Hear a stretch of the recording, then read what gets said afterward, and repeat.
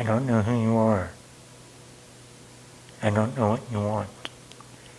If you're looking for ransom, I can tell you, I have no money. But what I do have a particular set of skills that I've acquired over a long period of time. Skills that make me a nightmare for people like you. If you let my daughter go now, I will not look for you. I will not pursue you. But if you don't, I will look for you. I will find you. And I will kill you. Good luck.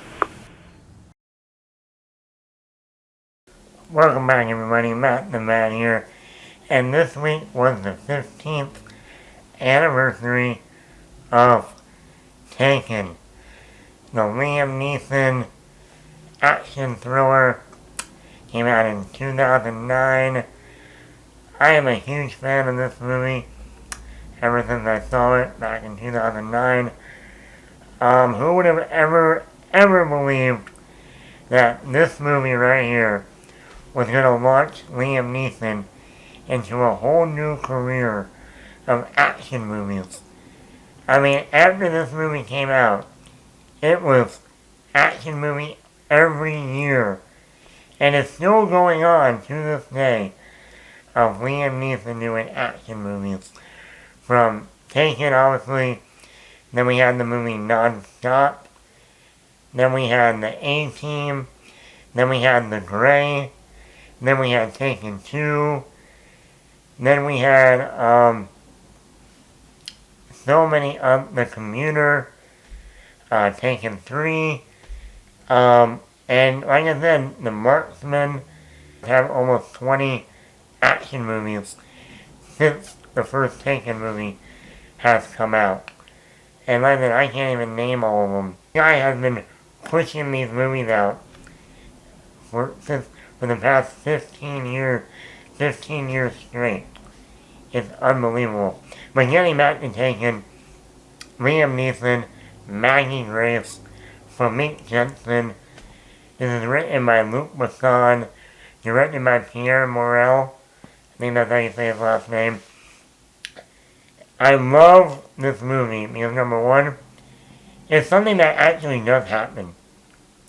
I don't think if you've seen the movie Sound of Freedom that came out last year, there is human sex trafficking. It's a real thing. And this, I mean, if you were to do a double feature of Taken and Sound of Freedom, oh boy. But it is a real thing, and I like how this movie, first thing, the first 10 minutes of this movie are brilliant. It gives you everything you need to know about this character, of Liam Neeson's character. We see the kind of father he is to his daughter, played by Maggie Grace. We see that he's divorced from his wife. We see what he used to do for a living, protect people, go after people, when he goes to that concert and protects the singer. We see him with his friends / co-workers from back in the day. We see that he, collects the album of every year of his daughter's birthday. I mean, we see who this guy is in the first 10 minutes, and we immediately like him.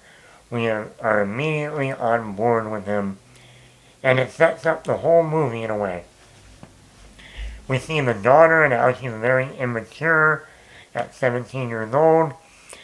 That's part of that, only child syndrome, daddy's little girl, and we see all that, and then, the mom being so, just let her go, and, Liam Neeson's like, wake up, get with the real world, okay? You don't just send your daughter off across country with no parent, no supervision, get out of your dream world. And then sure enough, the daughter goes away with her friend, played by Katie Cassidy, who at that time was a nobody. This was 3 years before Arrow, where she went on to play Laurel Lance. And sure enough, the first day, the first hour that they're in another country, she gets kidnapped, taken, if you will. And everything that Liam Neeson does, you believe. You just do. And the action scenes are great. There's a variety of them. You got gunfights, you got hand-to-hand combat, you got a car chase in a trailer park. You got some running scenes. And the other thing that makes this movie work is you believe it in terms of the action of Liam Neeson. This isn't Liam Neeson of now. This was Liam Neeson 15, 16 years ago when he shot this movie. So he was younger. But nothing in this movie was so out of nah, that could not happen. No. It's all pretty much believable. Also love how this movie is only 85 minutes long. 85 minutes. Which is perfect for a movie like this. Because once again, like Liam Neeson's character said in the beginning to his ex-wife, or the friend says, with these type of people that kidnap your daughter, you got maybe 48 hours to find her. Or else, nope, that's it. You're not going to have another opportunity. After 48 hours, she's gone. Done. And so the pacing at only 85 minutes, really, there is no fat in the script, in this movie. It is lean, it is mean, it is action-packed, it's character-driven, and you buy it, and you never feel like, oh, this is dragging. No. You're in, you're out. My only kind of negative, not really negative, but little nitpicks, I've already said one of them.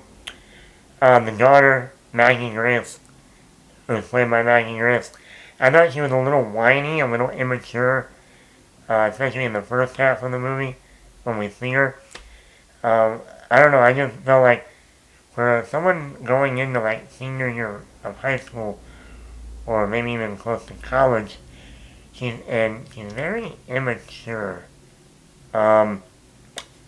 But like I said, if that's because she's an only child, always gotten what she wanted, okay. The other part that I didn't ever understand was when Liam Neeson finds the friend, Katie Cassidy, lying in the bed, dead. He doesn't do anything about that. He doesn't try and bring the body back to the U.S. Let the parents know I found your daughter, but she was already dead. I mean, I thought there was no resolution to that part. It would have been better if he never found her. If you just leaving that open, is he not going to do anything? I mean, what if the roles were reversed? What if Katie Cassidy's father was like the Liam Neeson character, and he went to go find his daughter, and he found Maggie Grace, Liam Neeson's daughter, lying in a bed, dead already, and didn't do anything to bring back the body or let the family know? I mean, come on now. But yeah, overall, like I said, this is a great movie. Not only did it pave the way for Liam Neeson to keep doing all these action movies. And I said, movies like The A-Team, I enjoyed that movie. The Grey, excellent movie. And like I said, there's been a few others in there.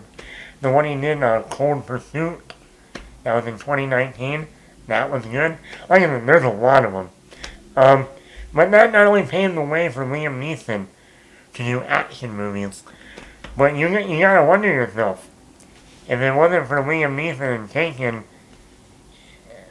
would we have gotten John Wick? Taken walked for John Wick to run, if you know what I mean. We might not have John Wick if it wasn't for Taken. You know? So, or the Bob Odenkirk, Nobody. So yeah, Taken really spawned a new life for action movies. Because really, if you go back to 2009, there really wasn't this type of action movie around. Let me know in the comments below, are you a fan of the original Taken? Now, I wasn't a fan of the sequels that came out. I think those should have been way better. But let me know in the comments below. Are you a fan of the original Taken by Liam Neeson? Hit the like button, hit the subscribe button, leave a comment down below.